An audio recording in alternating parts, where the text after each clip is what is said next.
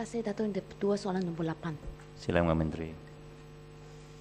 Terima kasih Yang Berhormat Batu Gajah.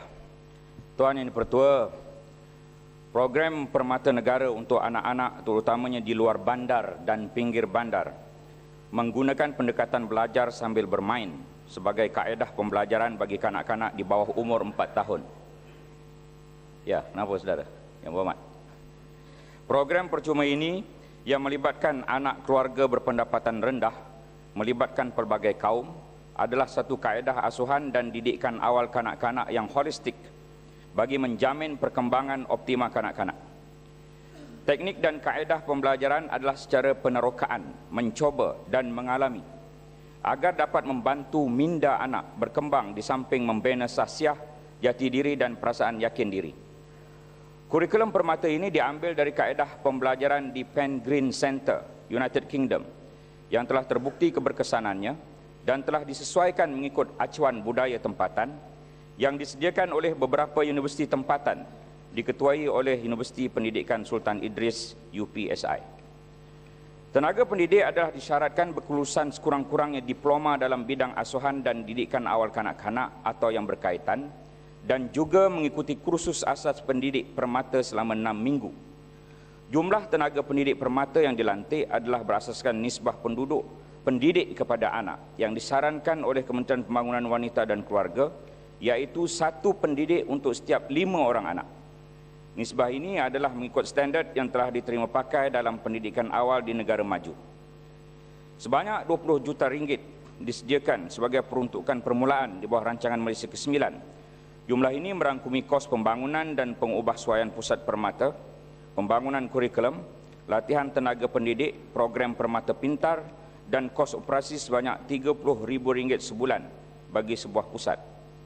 Di samping itu, pakej rangsangan ekonomi telah memperuntukkan sebanyak 150 juta bagi tujuan memperluaskan program permata ke seluruh negara.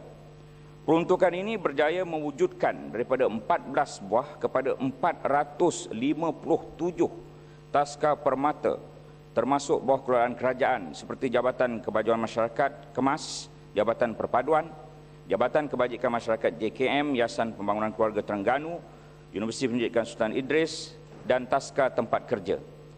Perluasan ini sedang memberikan faedah pada seramai 17,565 orang anak. Pada tahun 2010, program permata telah diperuntukkan sebanyak 100 juta bagi memperluaskan lagi pelaksanaannya, termasuk bagi melaksanakan program-program lain di bawah permata, iaitu program permata pintar, permata seni, permata insan dan perkasa remaja. Agensi pelaksana diselaraskan oleh bahagian permata di Jabatan Perdana Menteri. Terima kasih. Yang Amat Batu Gajah. Terima kasih Yang Berhormat Timbalan Menteri. Soalan saya, kita semua tahu Permata Negara adalah brainchild dengan izin kepada Isteri Yang Amat Berhormat Perdana Menteri. Pada awal bulan April ini telah mengadakan satu international conference on early childhood education, telah membelanjakan 1.4 juta untuk conference selama 4 hari dihadiri 600 orang dengan 3 pemimpin luar negara. Persoalan yang saya ingin tanya dengan bajet peruntukan 100 juta, saya ada sedikit kerisauan peruntukan yang banyak itu. Apakah kementerian ada mengaji atau mengambil pihak luar yang bebas untuk membuat satu penilaian ke atas keberkesanan atau kejayaan program atau kurikulum permata ini ke atas kanak-kanak yang pernah dididik di bawah permata program ini. Saya tak membantah, saya bersetuju dengan kepentingan kanak-kanak di bawah 4 tahun, perkembangan mindanya patut dibantu dan diasuh.